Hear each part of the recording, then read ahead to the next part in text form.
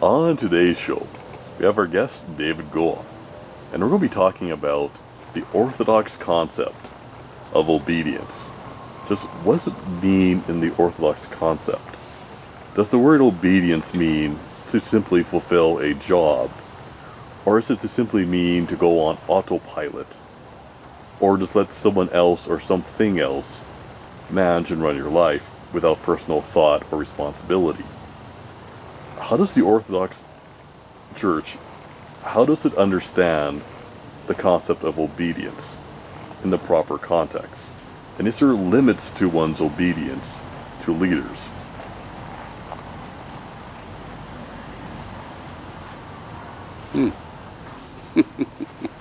Loaded question. Obedience. Oblate. The root of that word, obedience, obsession, the root of the word has to do with adoration. Okay. Worship. Or worth. Oblate.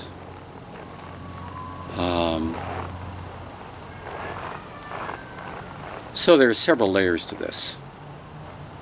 Obviously in monasteries, where you have to take care of all the domestic tasks of the day, or in a family, where you have to take care of the domestic tasks of the day, you expect the mother, the father will ask children to do certain things, or in a monastery will ask various monks to do certain things.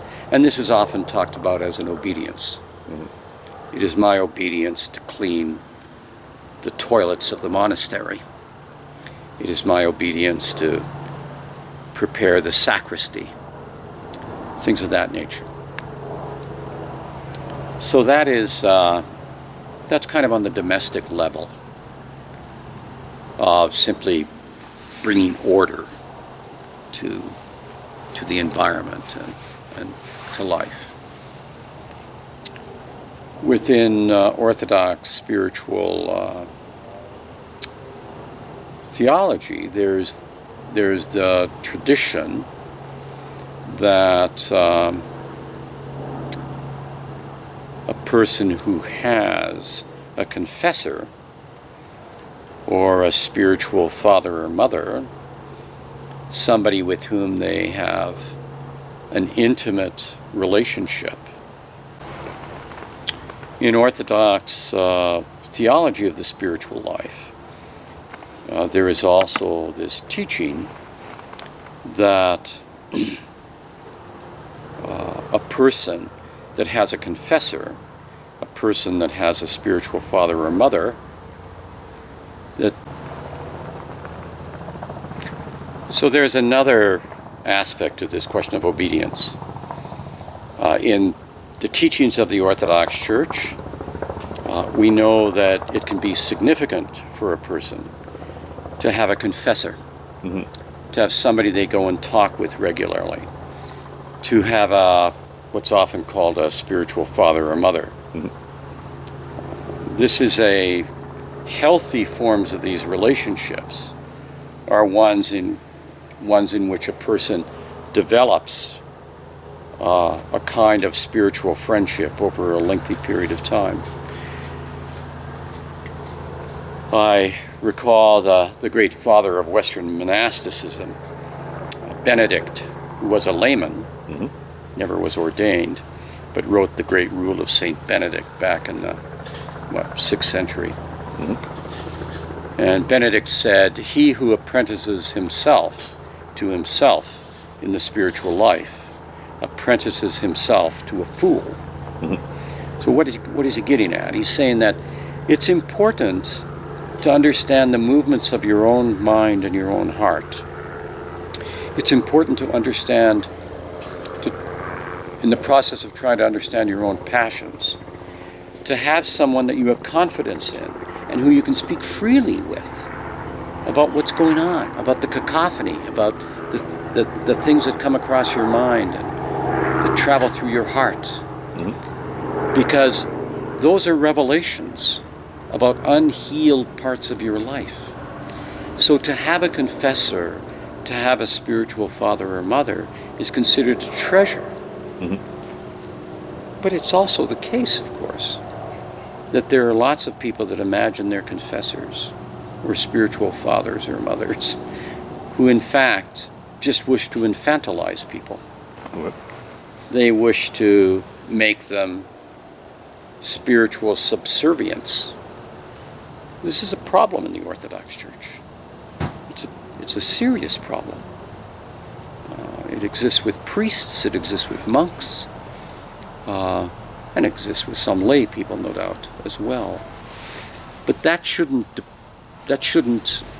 discourage us from thinking about what's the gift here, to actually have someone with whom you can share with that kind of deep frankness. And then to be able to hear what they say to you, and if they have wisdom, to take their advice as an obedience, to take it because you know you have some confidence it may help you find your way through that knot in your heart or in your mind, is terribly important. Lots of psychologists, psychiatrists, counselors in the secular world function exactly the same way. Okay. They know that sometimes a person with a particular struggle needs to have some relatively simple obedience in order to get over the hurdle. And you've had something to do, you've talked about, to act on your impulse. Now's the time to take 3 deep breaths and for us to spend some time and have a game of chess together. Mm-hmm. So,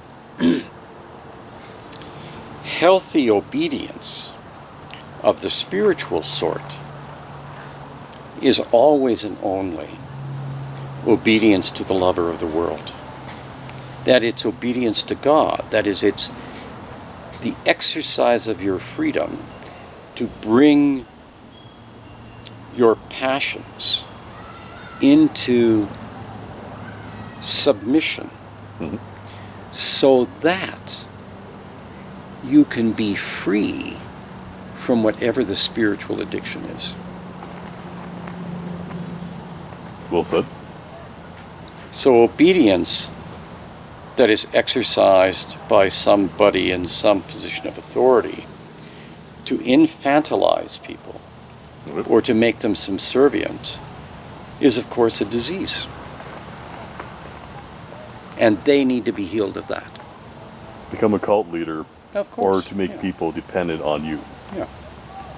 Or I think the psychological term is called infantilization, where you take people and it's usually in a context of a parent to their children, they prevent them from growing up, so they become dependent on the parent. Mm-hmm. And it's very interesting. But you can see another example, not as extreme, but in the trades. I've heard stories of people who want to get an education, for example, in the trades. What will happen is they will work for somebody, they'll learn to do the work, but they can't read blueprints or do estimates or manage. And that education is left out, so they're dependent on their boss, so they never become a full-fledged tradesman. Right. So, in the case of the spiritual life, we have many examples within the monastic literature of a spiritual father or mother, a confessor, who knows that they have done everything they can do for this particular person. Mm-hmm.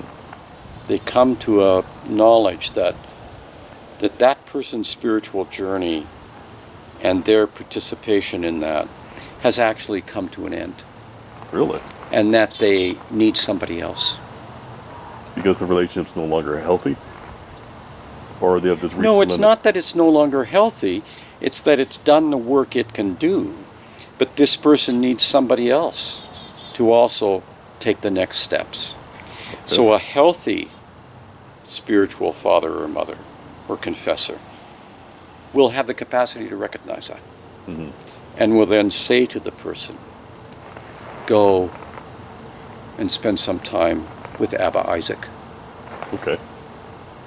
I'm happy to see you, but we have been given the gift we've been given. And I bless you on your way. And I hope you find the right spiritual person to help you the next steps. But that's true, of course, of any decent counselor, any decent psychologist, and any decent psychiatrist. What do medical professionals do? They recognize the limits of their discipline. Mm-hmm. Anybody who doesn't recognize the limits of their discipline actually shouldn't be certified for the discipline. Agreed. So the genius of obedience in the spiritual life, the genius of it, is that it gives us an opportunity to hear a wise word which otherwise we couldn't hear. But where it isn't giving us a wise word, but is giving us a word of colonization, Mm-hmm. or of infantilization, it of course is of the devil. Okay.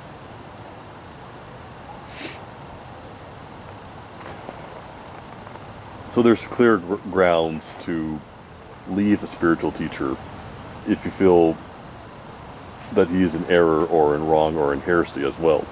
Well, that's dangerous. I mean, I don't think we can speak about this in the abstract. Okay. There isn't any recipe for it. Because all kinds of people, all of us, in the midst of trying to work through our passions, will find it difficult to hear a wise word.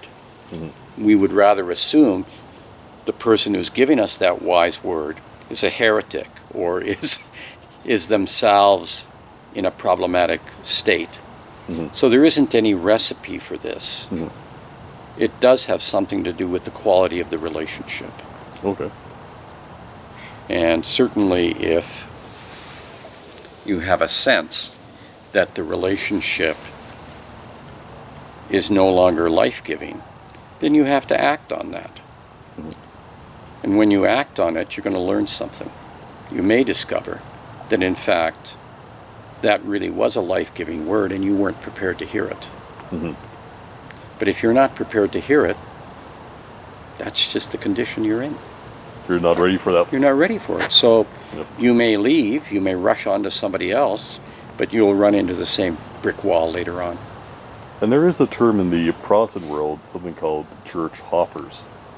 And there are certain groups of individuals that will jump from church to church to church, or even from different religion to different religion to different religion. And they do this on a very frequent basis. So could this be a form of suffering or passions that they're going through? Because they're not ready to hear something, they reject it, so they jump to the next teacher, jump to the next teacher, jump to the next teacher. Well, my understanding of that phenomena is usually associated with a person no longer finding the minister or the preacher charismatic enough. That's simple, eh? I think it's usually that simple. It's usually not very deep. Because, after all, many of those traditions don't have a very rich understanding of the spiritual life. It's, I don't mean to be critical of them, but where you don't have relationships where people are really working on the spiritual life, but rather they're going to church in order to get refueled for the next week, or they're going to it because they want some affirmation. They think the church is there to affirm them, and suddenly it doesn't affirm them. That's a whole different issue. That's also a very common thing on the internet. There's different communities online. If you look at people who are at the actual movers and shakers, people who are actually doing research, people who are actually developing the discipline, a lot of their videos will only get a few thousand views tops over a couple of years. Then there's other individuals I've noticed, all they do on their channel is they affirm, and they can break 10,000 views in a single day, no problem. Well, we have Vladimir. We live in a culture which thrives on spectacle and addictions. But we're not talking about that here. We're talking about something much more serious than that. Yep. So, but what would you say would be the limits of obedience? Like in our previous conversations, we have had monks, for example, or even lay people leave religious communities for good reason. And there's also been times, even in the Orthodox Church, even in monasticism, where monks have overthrown their abbot because he fell into heresy. So is there limits to one's obedience if you truly feel one's teacher has missed the mark, and is there limits to obedience? Well, obviously there are limits to obedience, but this is not an answerable question in the abstract. Okay. As I mentioned earlier. Okay. Because there are many, many people who flee the abbot or their confessor or their spiritual father or mother because that person has actually given some insight to them. And they weren't prepared. They couldn't bear to hear it. So they're going to leave. They're going to go elsewhere. And all one can do is pray that they will find somebody and will have the gift, finally, of hearing and be free of what it is that is plaguing them. Yeah. But there isn't a recipe for this, because it's the dynamism, it's the dynamic matter of the way in which the human heart and the human mind works in communion with another human being. And hopefully, if that human being has wisdom, they will also restrain themselves and not speak words which cannot be heard. That's another spiritual gift, to not speak the word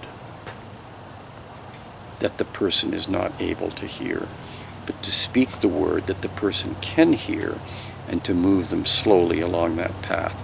That's a big spiritual gift. It doesn't exist for very many people.